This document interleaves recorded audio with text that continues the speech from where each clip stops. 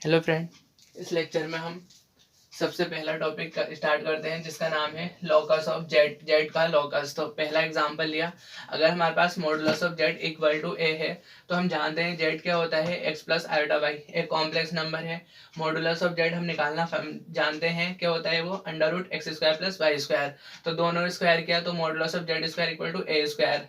अब यहाँ पर इसका स्क्वायर करेंगे तो modulus of Z square equal to a square, तो इससे यहाँ की वैल्यू रखेंगे x square plus y square equal to a square.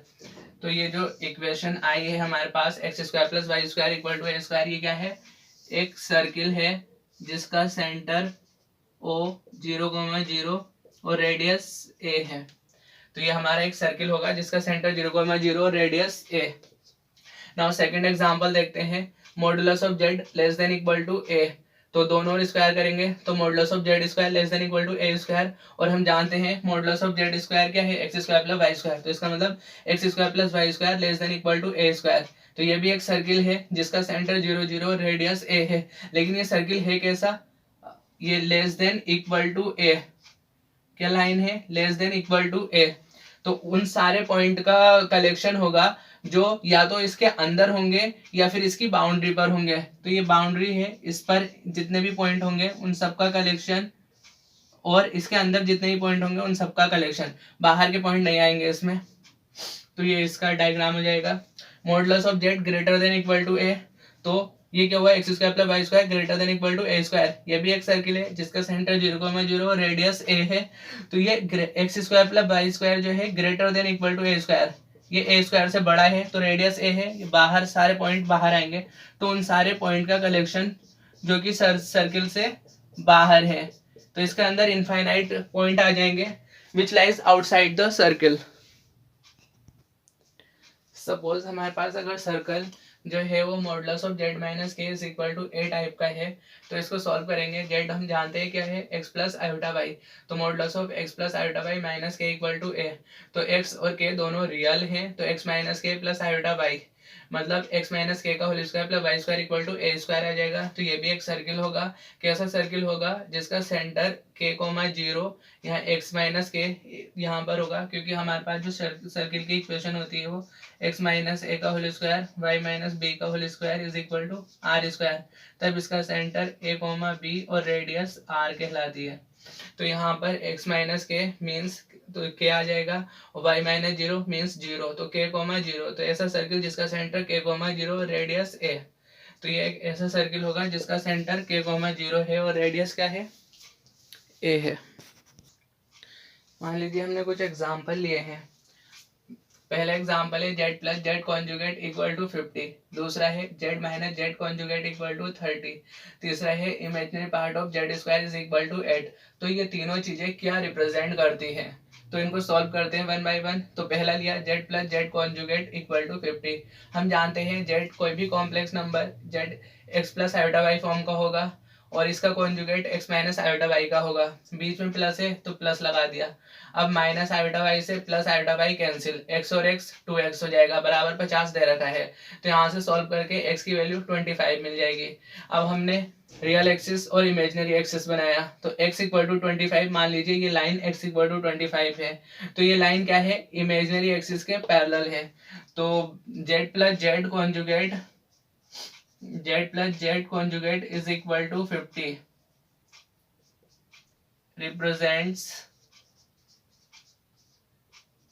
represents a line parallel to imaginary axis। तो z plus z conjugate equal to 50 क्या represent कर रहा है, एक लाइन रिप्रेजेंट कर रहा है जो कि x एक्सिस के इमेजिनरी एक्सिस के पैरेलल है। It represents a line which is parallel to imaginary axis. Now second देखते हैं, z minus z conjugate equal to 30 है। तो z क्या होता है, x plus iota y minus z conjugate x minus iota y. तो यहाँ से माइनस करेंगे तो x से x कैंसिल हो जाएगा, आयोटा वाई और iota y 2 iota y equal to 30 हो जाएगा। यहाँ से 2 से डिवाइड कर दो तो आयोटा वाई 15 हो जाएगा।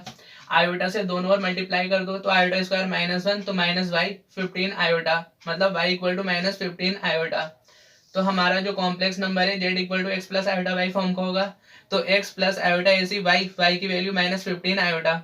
Iota square minus 1 minus minus plus, तो प्लस 15, तो x प्लस 15, x क्या है रियल नंबर है और y भी रियल नंबर है, इसका मतलब इस केस में z क्या होगा एक रियल नंबर होगा। थर्ड देखते हैं z equal to imaginary part of z square equal to 8, तो हम z equal to x plus iota y हमें पता है, कोई भी कॉम्प्लेक्स नंबर ऐसा हम कंसीडर कर सकते हैं। तो यहाँ पर z स्क्वायर के लिए इमेजिनरी पार्ट देखना है, तो सबसे पहले z स्क्वायर ही फाइंड कर लिया। z स्क्वायर क्या हो जाएगा एक्स प्लस आयोटा वाई का होल स्क्वायर, तो x square iota square minus y square plus 2 iota x y, तो ये x square minus y square इसका रियल पार्ट है और 2xy इसका इमेजिनरी पार्ट है। और इसने दिया क्या है कि imaginary part of Z square 8 के इक्वल है, तो imaginary part of Z square is equal to 8, मतलब 2xy इज इक्वल टू 8, तो 2 से डिवाइड कर दो xy इक्वल टू c, तो ये एक हाइपरबोला है। और ये कौन सा हाइपरबोला है हम जानते हैं, xy is equal to c, this is a rectangular hyperbola. तो ये imaginary part of Z square equal to 8 के रिप्रेजेंट कर रहा है, एक हाइपरबोला को रिप्रेजेंट कर रहा है। नाउ हमारा नेक्स्ट टॉपिक है cube roots of unity. Cube roots of unity, इकाई के घनमूल। क्यूब रूट्स ऑफ यूनिटी, तो सपोज कोई इक्वेशन है x cube minus 1 equal to 0, इस टाइप की इक्वेशन है, तो यहाँ पर एक्स क्यूब इक्वल टू 1 आ जाएगा, तो एक्स की वैल्यू क्या आ जाएगी 1 की पावर 1/3। अब 1 की पावर 1/3, तो यहाँ से ये हमें सॉल्व करके देगा 1 ओमेगा और ओमेगा स्क्वायर, इन तीनों को ही कहते हैं हम क्यूब रूट ऑफ यूनिटी। तो यहाँ पर 1 एक रियल रूट है और ओमेगा स्क्वायर जो है वो कॉम्प्लेक्स रूट है, और इन्हें कहते क्या है omega and omega square are complex conjugate of each other, क्योंकि जो कभी भी कॉम्प्लेक्स रूट होते हैं वो हमेशा अपने कॉन्जुगेट पेयर में ही अगर होते हैं। तो omega and omega square are complex conjugate of each other. Omega की वैल्यू क्या होती है -1 प्लस माइनस आयोटा √3/2 और ओमेगा स्क्वायर की वैल्यू -1 माइनस आयोटा √3/2। तो यहाँ प्लस है यहाँ माइनस, इसका मतलब ओमेगा और ओमेगा स्क्वायर एक दूसरे के क्या है कॉन्जुगेट है। तो जो क्यूब रूट ऑफ यूनिटी है वो 1 ओमेगा ओमेगा स्क्वायर होते हैं, 1 रियल है और omega square are complex conjugate of each other. Now properties of cube roots of unity, जो क्यूब रूट्स ऑफ यूनिटी हैं उनकी प्रॉपर्टीज देखते हैं। फर्स्ट क्या है ओमेगा क्यूब इक्वल टू 1, तो 1 omega omega square cube root of unity है, तो इनका जो ओमेगा क्यूब करेंगे तो वह हमेशा 1 के इक्वल आता है। फर्स्ट प्रॉपर्टी तो ये है। Second 1 plus omega square equal to 0, मतलब sum of cube root of unity is always 0, तो 1 प्लस ओमेगा स्क्वायर का सम हमेशा 0 आता है। Omega n plus omega power n plus 1 plus omega power n plus 2 is equal to 0 for all n belongs to Z. अगर n कोई भी integer है और ओमेगा की पावर एन प्लस ओमेगा की पावर एन प्लस 1 ओमेगा की power n plus 2 इन सब का सम हमेशा 0 ही आएगा हर किसी इंटीजर के लिए। 1 ओमेगा और omega square cube roots of unity है, इन तीनों का प्रोडक्ट करो तो 1 into omega square omega cube आएगा और ओमेगा क्यूब हमेशा 1 आता है, मतलब product of cube roots of unity is always 1 and sum of cube roots of unity is always 0। Fifth omega and omega square are conjugate of each other, हमने अभी बताया था ओमेगा और ओमेगा स्क्वायर आपस में एक दूसरे के कॉन्जुगेट होते हैं, तो ओमेगा कॉन्जुगेट ओमेगा स्क्वायर और ओमेगा कॉन्जुगेट ओमेगा स्क्वायर का कॉन्जुगेट ओमेगा होगा। 6 omega and omega square are reciprocal of each other, तो ये ओमेगा और ओमेगा स्क्वायर आपस में एक दूसरे के रेसिप्रोकल भी होते हैं, मींस 1 ओमेगा ओमेगा स्क्वायर के इक्वल होता है, 1 ओमेगा स्क्वायर ओमेगा के इक्वल होता है। अगर ऐसे समझ नहीं आ रहा हो तो ओमेगा को साइड को भेजो तो ओमेगा क्यूब 1 हो जाएगा, ओमेगा स्क्वायर को ओमेगा क्यूब 1, तो इससे भी हम याद रखते हैं कि ओमेगा और ओमेगा स्क्वायर एक दूसरे के रेसिप्रोकल्स होते हैं। Number 7 omega and omega square are squares of each other, omega और ओमेगा स्क्वायर जो हैं वो एक दूसरे के स्क्वायर होते हैं।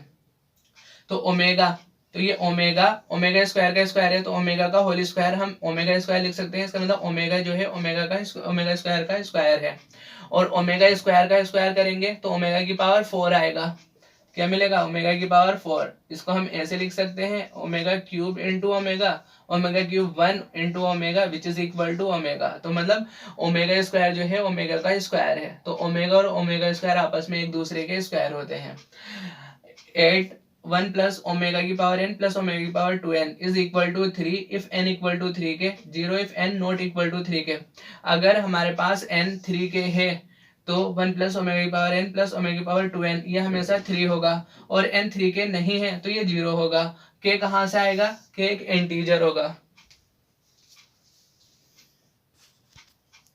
जो हमने प्रॉपर्टीज की हैं उनका यूज देखते हैं एक क्वेश्चन की हेल्प से। क्वेश्चन है find the value of 1 minus omega plus omega square into 1 plus omega minus omega square. तो ये क्वेश्चन MP 93 2002 और MNR 90 UPSE 80 2000 AIEEE 2002 इतनी बार आया हुआ है ये क्वेश्चन, इतना इंपॉर्टेंट क्वेश्चन है। तो सिंपल क्वेश्चन है बहुत ही। तो हमारे पास क्या वैल्यू फाइंड करनी है, 1 minus omega plus omega square 1 plus omega minus omega square. तो हम जानते हैं 1 प्लस ओमेगा स्क्वायर 0 होता है, ओमेगा क्यूब 1 होता है। तो बस इन्हीं का यूज करेंगे हम। तो यहाँ पर 1 प्लस ओमेगा स्क्वायर लिखा है, तो 1 प्लस ओमेगा स्क्वायर, तो ओमेगा उस साइड जाएगा तो माइनस ओमेगा पहले से ही है, तो minus omega 1 plus omega minus omega square, तो 1 plus omega minus omega square मिलेगा, माइनस ओमेगा स्क्वायर पहले ही है तो माइनस ओमेगा स्क्वायर, तो माइनस 2 ओमेगा और माइनस 2 ओमेगा स्क्वायर, तो माइनस टू को मल्टीप्लाई किया प्लस 4 ओमेगा और ओमेगा स्क्वायर को ओमेगा क्यूब, और हम जानते हैं ओमेगा क्यूब 1 होता है, तो 1 4 इंटू 1 इज इक्वल टू 4, तो इसका आंसर आ जाएगा ये।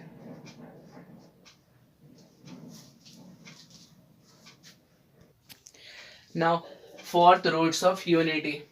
तो यूनिटी के फोर्थ रूट्स, सपोज कोई इक्वेशन है x4 माइनस 1 इक्वल टू 0, तो इसे हम ऐसे लिख सकते हैं x4 इक्वल टू 1, तो यहाँ से x इक्वल टू 1 की पावर 1/4, तो 1 की पावर 1/4 जो है ये क्या देगा हमें 1 माइनस 1 आयोटा और माइनस आयोटा, तो इससे 4 रूट आएंगे 1 माइनस 1 आयोटा और माइनस आयोटा, इनको ही हम फोर्थ रूट ऑफ यूनिटी कहते हैं।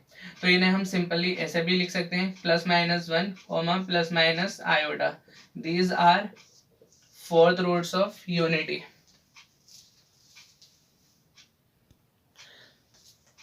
अगर हमारे पास 1 की पावर 1/3 है तो इसका मतलब हमें क्या मिलेगा, क्यूब रूट्स ऑफ यूनिटी, और cube roots of unity 1 omega square होते हैं। 1 की पावर 1/4 है तो हमें फोर्थ रूट्स ऑफ यूनिटी मिलेंगे, और fourth roots of unity 1 minus 1 iota और माइनस आयोटा है। माइनस 1 की पावर 1/2, तो यहाँ पर हमें सेकेंड रूट ऑफ यूनिटी, तो यहाँ पर प्लस आयोटा और माइनस आयोटा होता है। माइनस 1 की पावर 1/3, तो बस जो क्यूब रूट ऑफ यूनिटी है उसमें माइनस लगा देंगे, minus 1 minus omega square, minus 1 की पावर 1/4, तो plus minus 1/√2 1 plus minus iota, ये इसके इक्वल होता है। एग्जाम में ये क्वेश्चन 1-2 बार पूछा भी गया है कि इसकी वैल्यू क्या होती है। नाउ हमारा नेक्स्ट टॉपिक है nth रूट्स ऑफ यूनिटी। तो सपोज x की पावर n इक्वल टू 1 कोई इक्वेशन है, तो x इक्वल टू 1 की पावर 1/n मिलेगा हमें, और ये 1 की पावर 1/n है, तो इससे हमें nth root 1 omega square up to omega की पावर n माइनस 1, ये सारे रूट मिलेंगे, इन्हें ही हम nth रूट्स ऑफ यूनिटी कहते हैं। तो x की पावर n इक्वल टू 1 है, इससे हम 1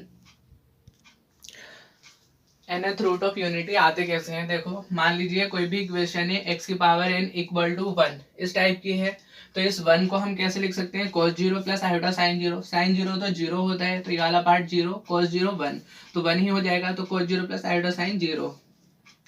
अब इसको हमने cos 2 के पाई प्लस आयोटा sin 2 के पाई लिख दिया, जहां पर k 0 1 2 3 and so on, k 0 रखेंगे तो cos 0 1 sin 0 0, तो मतलब अभी भी सेटिस्फाई कर रहा है।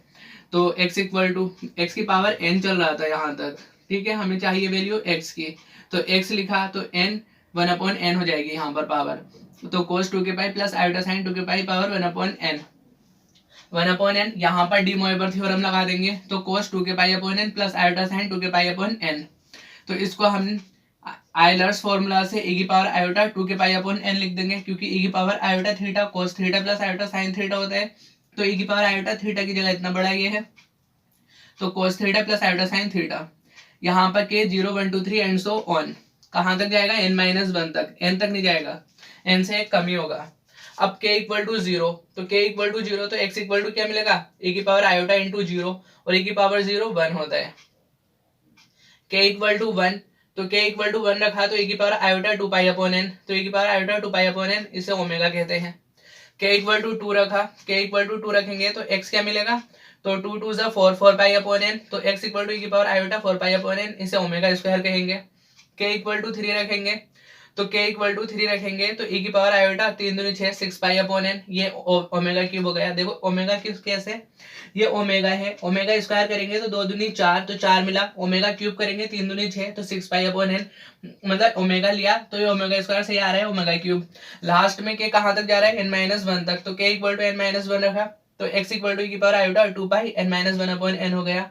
ये n-1 ओमेगा की पावर n-1 है।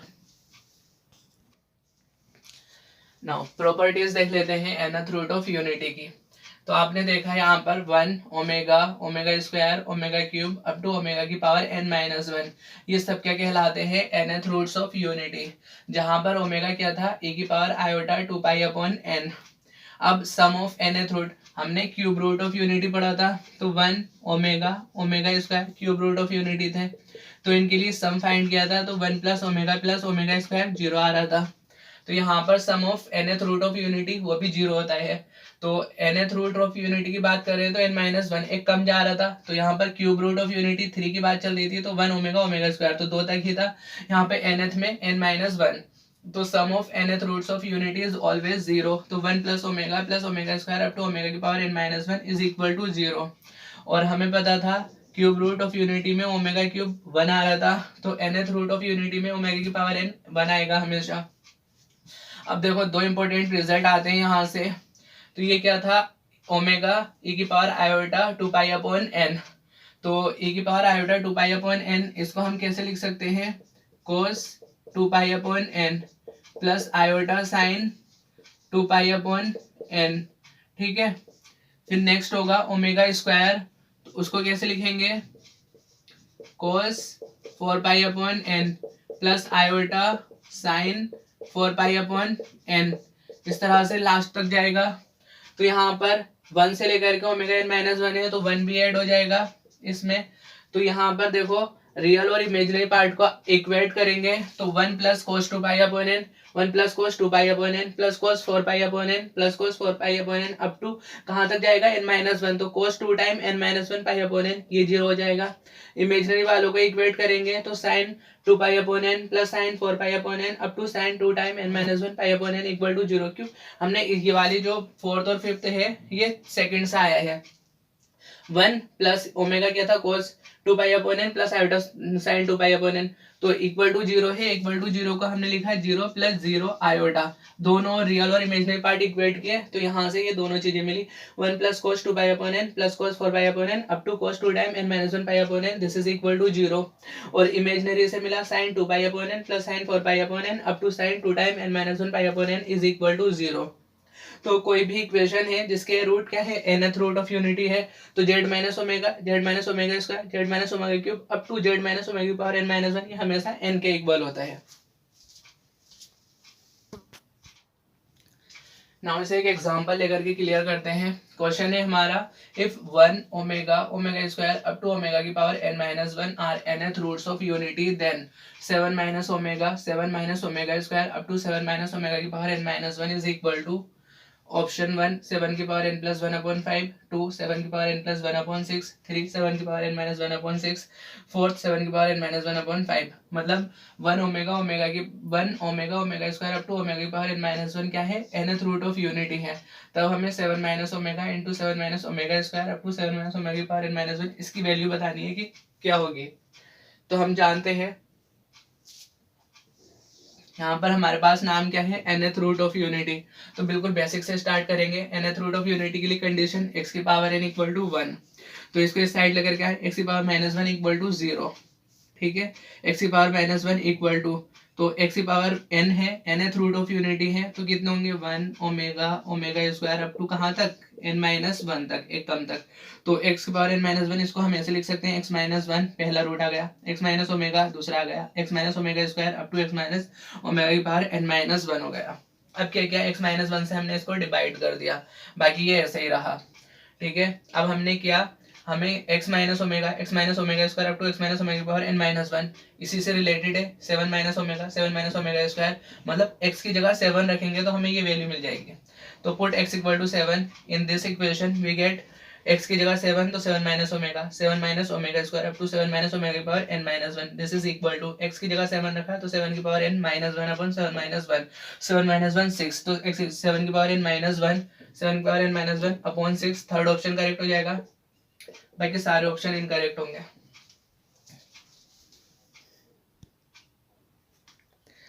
नाउ नेक्स्ट एग्जांपल देखते हैं।